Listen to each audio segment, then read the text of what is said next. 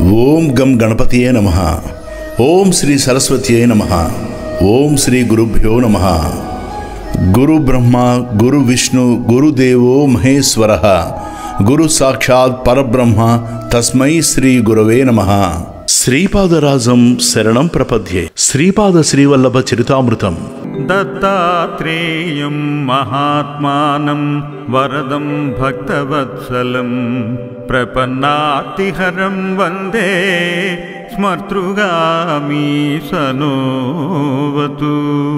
రాజరాజేశ్వరి దేవి మన మనస్సుకు ఇచ్చకు పైన ఉన్న విశాలమైన సీమలో ఆసీనురాలై ఉంటుంది. ఆలోచించే మన మనస్సు సాధారణంగా మేధాశక్తిగా మారుతుంది. ఆ మేధాశక్తిని వివేకవంతం చేయడానికి ఈ దేవి సహాయం చేస్తుంది. సాధారణంగా శక్తి వివేకం కలిసి ఉండవు, కానీ రాజరాజేశ్వరి దేవి శక్తితో కూడిన వివేకాన్ని, వివేకయుతమైన శక్తిని ప్రసాదిస్తుంది.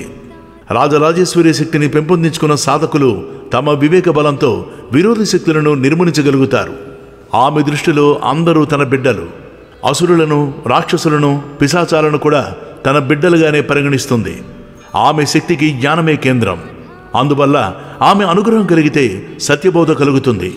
నేను శ్రీపాదుల దయకు పాత్రునైనందున నాకు రాజరాజేశ్వరి దీక్షలో సఫలత ప్రాప్తించింది అని దేవి గురించి వివరించి, శ్రీపాదులు ఎలా పీఠికాపురం నుండి సంచారణకి బయలుదేరారో తరువాత చెప్తానని, మేమిద్దరం అక్కడ చేరే ముందే శ్రీపాదులు రాజరాజేశ్వరి రూపంలో దర్శనమిచ్చి తాను చేసిన పులిహోర కొద్దిగా స్వీకరించారని, శ్రీపాదులు సాక్షాత్తు మహాసరస్వతి, మహాలక్ష్మి, మహాకాళి, రాజరాజేశ్వరి స్వరూపాలని చెప్పి ఆ ప్రసాదాన్ని మాకు కూడా ఇచ్చారు. తరువాత మేము ముగ్గురం ధ్యానస్థులమయ్యాం. శ్రీచక్రాఖ్య సురమ్య దివ్యనగరే చింతామణి మందిరే మధ్యే హైమ మహార్ఘరత్న ఖచితే సింహాసనే సంస్థితా. పర పశ్యంతి ఆదిగా గల వాక్కులను వివరించమని నేను భాస్కర శాస్త్రాన్ని కోరాను. బయటకు వినబడే వాక్కు స్థూలవాక్కు. బయటకు ఏమాత్రము వినిపించకుండా లోపలనే ఉంటూ పెదిమిల కదలికలోనే కనిపించే వాక్కు మధ్యమ. దీనికంటే సూక్ష్మంగా ఉండేది వైఖరి. వాక్కు కంఠగతమై ఉంటే గొంతులోనే ఉండిపోయి బయటికి రాకుండా మనసులో మెదులుతూ ఉంటే అది పశ్యంతి. దీనికంటే సూక్ష్మంగా నాభిలోనే సంకల్పమాత్రంగా ఉండే వాక్కును పరావాక్కు అంటారని వివరించారు. అంబికను త్రిపుర సుందరిగా ఆరాధించుతారని చెబుతూ గుణత్రయాలు, జగత్రయాలు, అవస్థాత్రయాలు, మూర్తిత్రయాలు మొదలైన అన్ని త్రయాలకు ఆమె అధీశ్వరి అని పరిపూర్ణమైన శ్రద్ధతో ఆత్మ సమర్పణ చేసుకుని సంపూర్ణ శరణాగతి చెందితే ఈ లోకం నుండి గాని, మన కంటికి కనిపించిన లోకాల నుండి గాని ఎటువంటి శత్రుత్వం ఎదురైనా పరోక్షంగా ఉంటూ మనకు ఈ కీడు జరగకుండా కాపాడుతుందని వ్యక్తి ఆధ్యాత్మికంగా చక్కటి పురోగతి సాధించినట్లయితే భౌతిక ప్రపంచంలో ఏ రకంగా జీవిస్తున్నాడో అదేవిధంగా అదృశ్య లోకాలలో కూడా జీవించగలుగుతాడు అని చెప్పారు. అభివృద్ధి సాధించాలంటే ముఖ్యంగా శ్రద్ధ, దానితో పాటు దృఢమైన విశ్వాసం ఉండాలి. ఈ సృష్టికి అధిపతి అయిన పరమాత్మని, వారి తత్వాన్ని, సర్వజ్ఞతని, సర్వవ్యాపకత్వాన్ని పూర్తి నమ్మకంతో అంగీకరించగలిగితే దాన్ని శ్రద్ధ అంటారు. అవసరమైన వేళలో తప్పకుండా పరమాత్మ యొక్క సహాయం అందుతుంది అనే స్థిరమైన భావననే విశ్వాసం అంటారు. ఈ రెండు స్థిరంగా ఉన్నప్పుడు ఆధ్యాత్మిక ప్రగతి పదంలో పయనించడం, పరిణితిని పొందడం ముమ్మాటికి నిశ్చయం. శ్రద్ధ, విశ్వాసంలాగే జ్ఞానం, శక్తి కూడా పరస్పరం ఆధారంగాను ఆదాయంగానూ ఉంటాయి.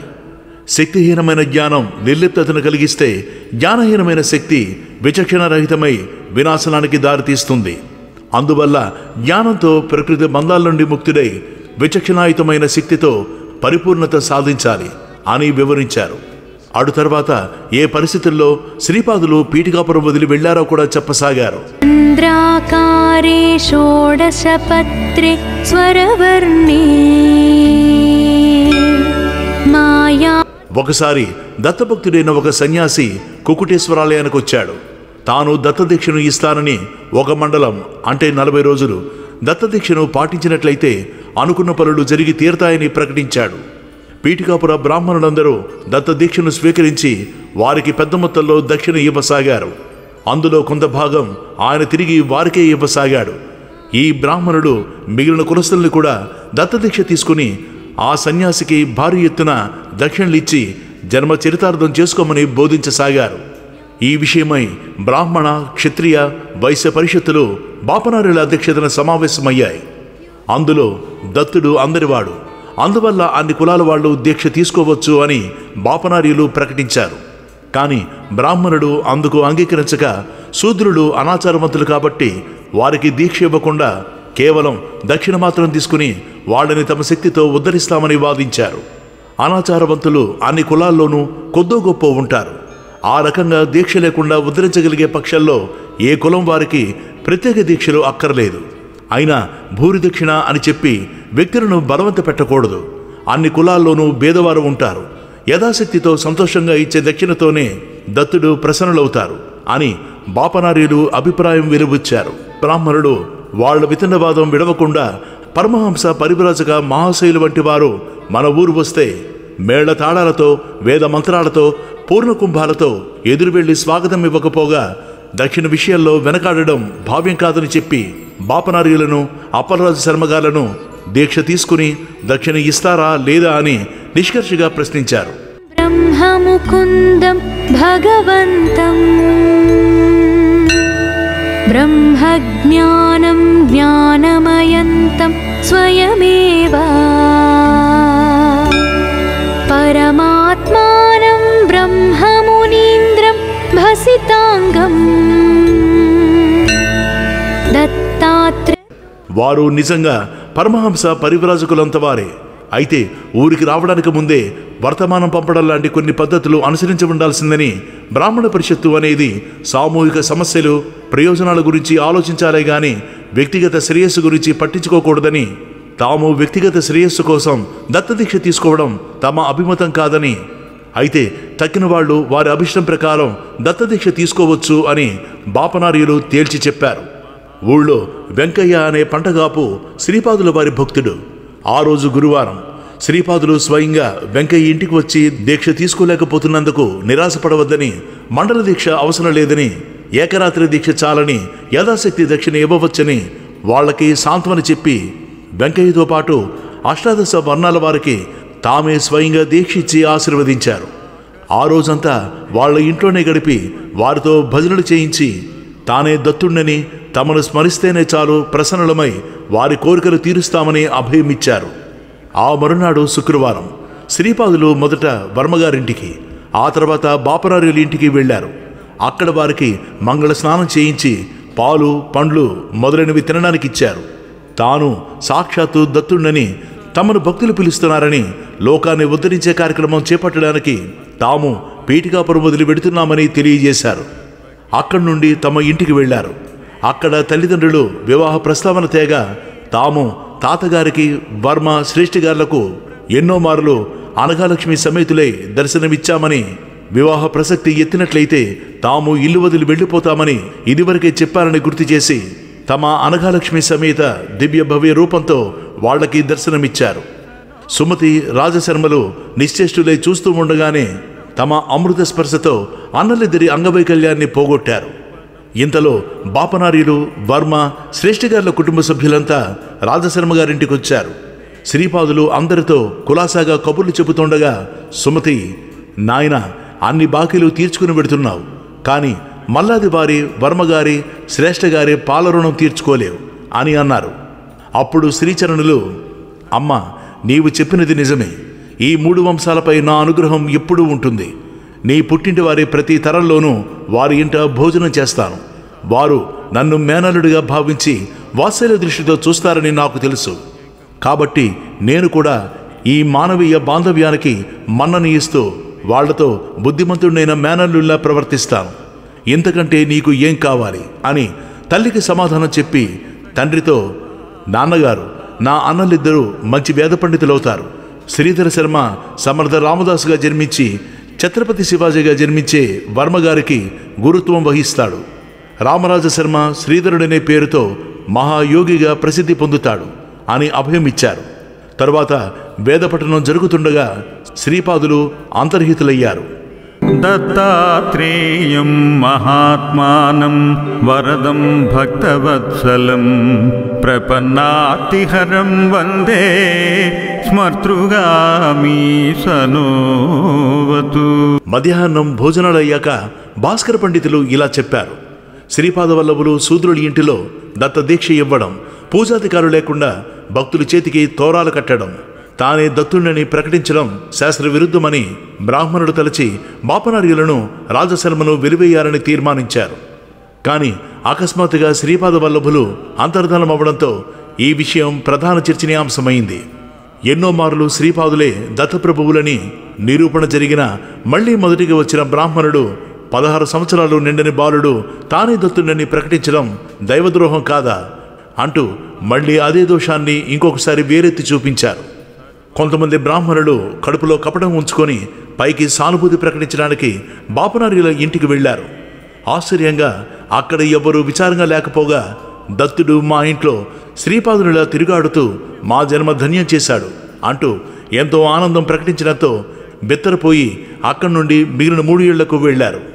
కానీ 3 చోట్ల ఇదే పరిస్థితి ఎదురవడంతో బెక్క చచ్చిపోయి కుకుటేశ్వర ఆలయంలోని బైరాగి దగ్గరకు వెళ్లి సంగతంతా పోసగుచ్చినట్లు చెప్పారు.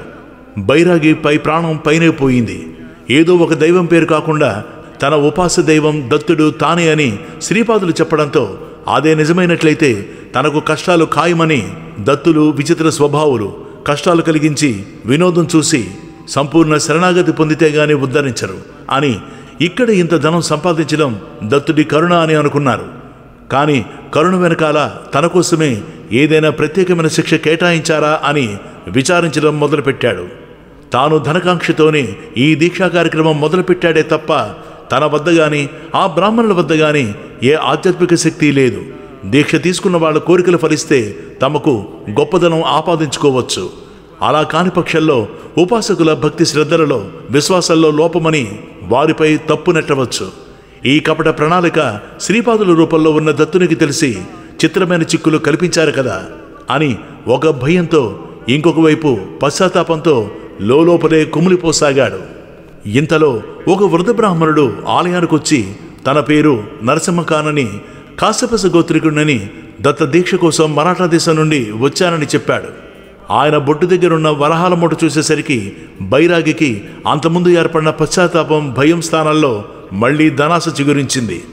వెంటనే దీక్షా కార్యక్రమాన్ని చేపట్టి అందులో ఒక భాగంగా బ్రాహ్మణుని చేయి చాపమని చెప్పి కమండలం నుండి అతని చేతిలో నీళ్లు పోస్తుండగా, అనేక సంవత్సరాల నుండి నీవు సంపాదించిన పుణ్యమంతా నాకు ధారపోశావు, నేనిది పీఠికాపురానికి దత్తం చేస్తున్నాను అని ప్రకటిస్తూ ఆ బ్రాహ్మణుడు అదృశ్యమయ్యాడు.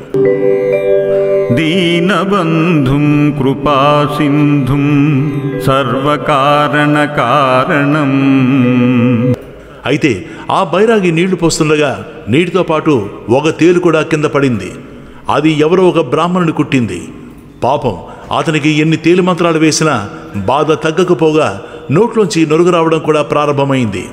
కమండలం నుంచి తేలు పడ్డం చూసిన ఒక బ్రాహ్మణుడు తేలుకాటు పాముకాటుగా మారడం కొండజాతి వారికి మాత్రమే తెలిసిన తాంత్రిక ప్రయోగమని, ఆ విద్య తెలిసిన బైరాగి దాన్ని ఆ బ్రాహ్మణుని మీద ప్రయోగించాడని, ఆ విద్య ప్రకారం దెయ్యం నీళ్ల నుండి మొదట తేలుగా వచ్చి కరిచాక పాములా మారి ఆ తర్వాత మళ్లీ దెయ్యంలా మారిపోతుందని, అలా మారిన క్షణమే తేలుకుట్టిన వ్యక్తి పిచ్చిగా గంతులు వేయడం ప్రారంభిస్తాడని, ఇక ఆ దెయ్యం తనని ప్రయోగించిన వ్యక్తి ఇష్టాన్ని బట్టి అందరి ఇళ్లలోనూ జొరబడి ధనం దొంగిలించి వాడికి ఇస్తుందని చెప్పి తన వైదుష్యాన్ని ప్రదర్శించాడు.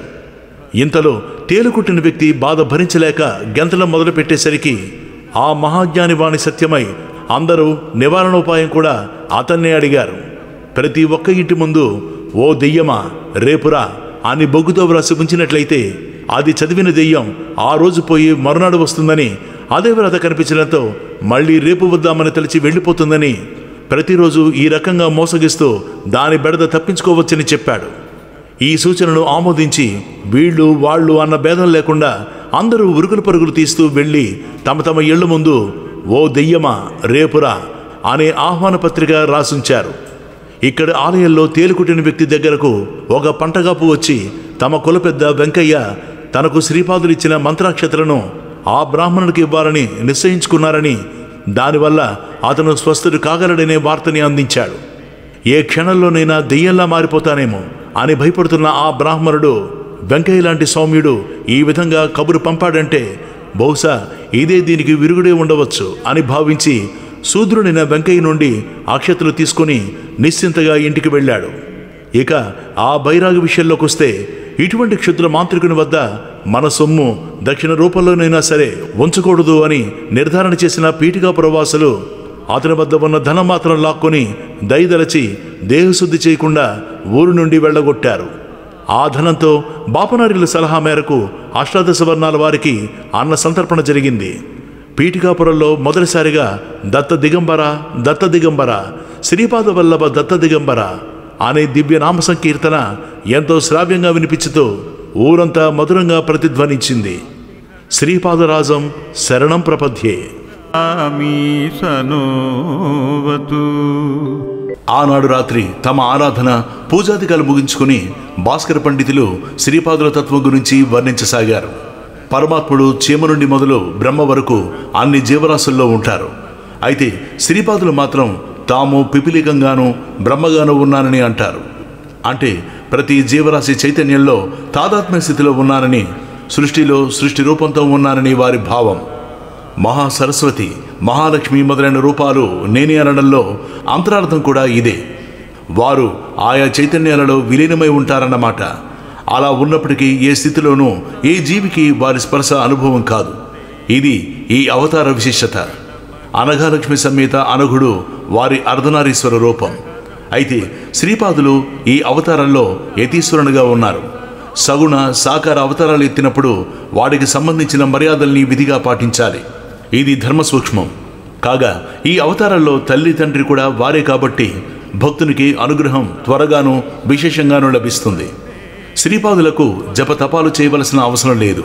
ఆయన ధ్యానం, జపం, తపస్సు చేసి ఆ ఫలితాన్ని సృష్టికి ధారదత్తం చేస్తారు. తమ తపఫలంతో భక్తులను కర్మబంధం విముక్తులు చేస్తారు. జగన్మాత యొక్క మహాలక్ష్మి, మహాసరస్వతి, మహాకాళి, రాజరాజేశ్వరి మొదలైన 4 రూపాలు విశ్వపరిపాలన కోసం ఆవిర్భవించాయి. జగన్మాతకు 3 స్థాయిలు ఉన్నాయి. 1 అతీత స్థాయి, అంటే సృష్టి జరగడానికి ముందున్న స్థాయి, అవ్యక్తమైన స్థాయి. ఇక 2 విశ్వస్థాయి, అంటే సృష్టించబడిన జీవులందరినీ తనలో వహిస్తున్న స్థాయి. 3 వ్యక్త స్థాయిలో ఆమె మానవ వ్యక్తిత్వానికి, దివ్య ప్రకృతికి మధ్యవర్తిగా ఉండి శీఘ్ర పరిణతికి ప్రేరణను, సహాయాన్ని అందజేస్తుంది. ఇదే అనఘాలక్ష్మి అవతారంలోని ముఖ్య ఉద్దేశం. ఈ తల్లి 3 విభిన్న లోకాలలో 3 విభిన్న భూమికల్లో ఉంటుంది. పరార్థగోళాలలో అనంతమైన స్థితి, శక్తి, ఆనందం నిండిన లోకాలున్నాయి. ఇక్కడ జీవులు చక్కటి పరిపూర్ణతతో, ఏ మార్పులు లేని ఏకత్వంతో జీవిస్తుంటారు. జయలాభయసకామా దాతుర్దస్తస్యయస్తవం. ఇక్కడ ఆమెది విశ్వ చైతన్య భూమిక, అంటే సత్ చిత్ ఆనందం, అంటే శాశ్వతమైన సత్యం, అఖండ జ్ఞానం, ఆనందం మిళితమైన భూమిక. ఈ లోకాలకు కింది స్థాయిలో దేవి, దివ్య చైతన్య సృష్టికి చెందిన లోకాలున్నాయి. ఇక్కడ అనఘాలక్ష్మి దివ్య చైతన్య మహాశక్తిగా ఉంటుంది. ఇక్కడ ప్రతి ప్రక్రియలో ఇచ్ఛ, జ్ఞానశక్తులు ప్రయత్నం లేకుండానే పరిపూర్ణతను పొందుతాయి. అఖండమైన ఆనందమే తప్ప ఇక్కడ దుఃఖం, అసత్యం, బాధ అనేవి ఉండవు. దీనికి కింద మన లోకల్లో అజ్ఞాన భూమిక ఉంది. ఇక్కడ అనుభవాలన్నీ అపరిపూర్ణతకు, వైఫల్యానికి, పరిమితులకు లోబడి ఉంటాయి అని చెప్పి తరువాత జగన్మాత యొక్క 4 రూపాలు, వాటిలోని భేదాల గురించి ఇలా చెప్పారు. దత్తాత్రేయం మహాత్మానం వరదం భక్తవత్సలం ప్రపన్నాతిహరం వందే స్మర్తృగామి సనోవతు. దీనబంధుం కృపాసింధుం సర్వకారణకారణం సర్వరక్షాకరం వందే స్మర్తృగామి సనోవతు.